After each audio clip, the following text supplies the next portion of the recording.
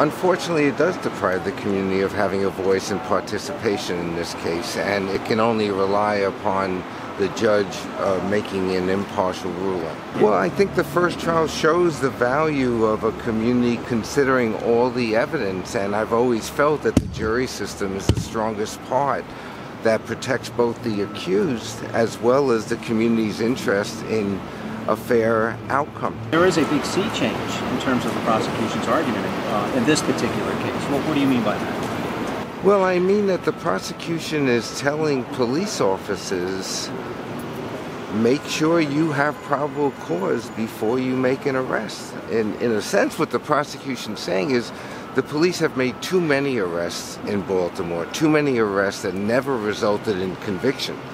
And so what they want in this situation is that if a police officer engaged in assaultive conduct after taking someone into custody after arrest, that officer should be held criminally responsible.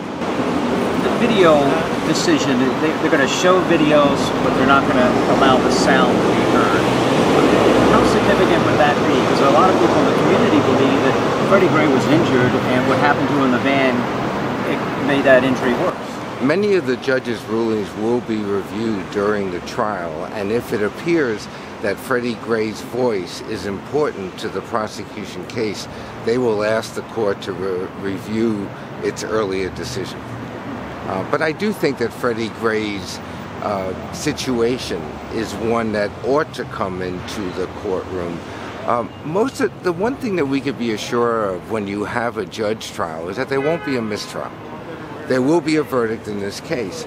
Judges feel that they are hardly ever influenced by emotion or feeling, but they will only consider the evidence. I think every case requires judges to feel what happened as well as applying the law to the facts.